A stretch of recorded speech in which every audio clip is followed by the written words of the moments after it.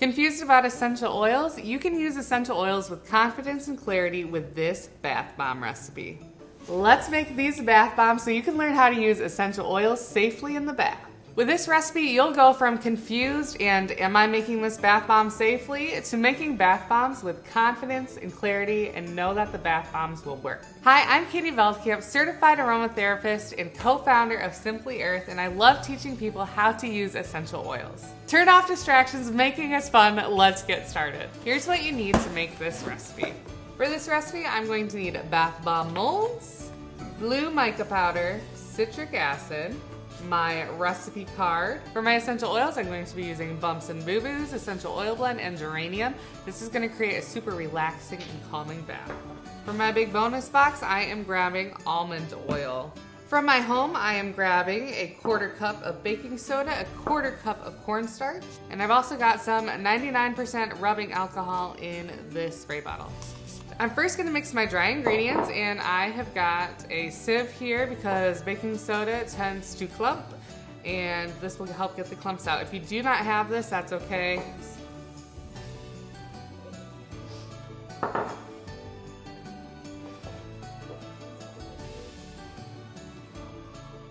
Now in a little bowl, I'm going to mix together my almond oil and essential oils.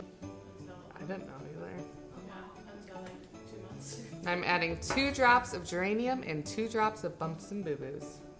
This combination of essential oils is kid safe, so you can use these bath bombs with kids aged 2 and up. Now I'm going to stir this to make sure the essential oils are diluted into the carrier oil and not just floating on top. Now I'm going to add my oil mixture to my cornstarch and baking soda. I'm going to mix this until it's a uniform mixture. I like to mix it at this point with my hands. I find that makes it much easier. I'm now going to divide this mixture in half, keeping some in this bowl and adding half of it to this bowl. This bowl had my cornstarch in it. It doesn't have to be perfectly even, just about half. It can be approximate. To one of my bowls, I'm going to add a dash of blue mica powder. The more I add, the darker the color will be. So you can choose how dark you want this blue half of the mixture to be. Alright, so I've got a blue half and a white half. I don't have citric acid yet, and I haven't used my rubbing alcohol yet. I'm first going to use my rubbing alcohol to get these to the right consistency. I like to do the citric acid last because the citric acid, when it comes into contact with water, is going to start the reaction that makes a bath bomb fizz. And I don't want that to happen now, I want that to happen in the bath. It needs to be the consistency of wet sand and hold its shape when I squeeze it into my palm like this. That blue mixture is looking good. I'm now going to check my white. And if you live in a really humid environment, you probably won't need to add rubbing alcohol to it. It'll be wet enough as is.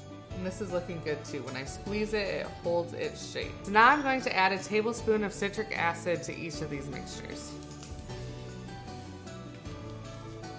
I'm gonna again mix this by hand, but if you have really sensitive skin, I have sensitive skin, but this doesn't seem to bother me, or if you have beautiful nail polish on, you won't want to put gloves on first. If you want to protect your hands, feel free to wear gloves.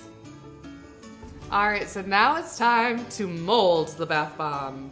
And what I'm going to do here is I'm going to create alternating layers of blue and white to create a stripy effect.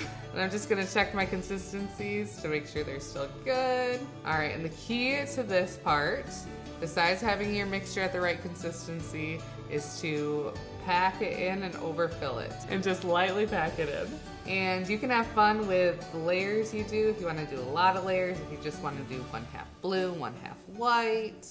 Alright, and now I'm going to push my 2 halves of the mold together, like so. And then I'm going to pull it apart. And we have a bath bomb! And look at how cute. It is blue and white and adorable. And smush. And ta-da! Alright, and then the last one, I'm going to add all our mixture in here. if I unmold this and it crumbles right away, what I need to do is put it back in the bowl and add some more rubbing alcohol to get it to the right consistency. And I probably need to pack it into the mold a little bit tighter as well. So I'm going to let it dry for 24 hours. If you live in a humid environment, it might take longer than that. If you live in a really dry environment, it might take shorter than that. Once your bath bombs are totally hardened, you'll want to seal them in something airtight, because if water gets to them, they will start to react and start to fizz. And we want to save that for the bathtub. So you'll want to store it in a sealable container.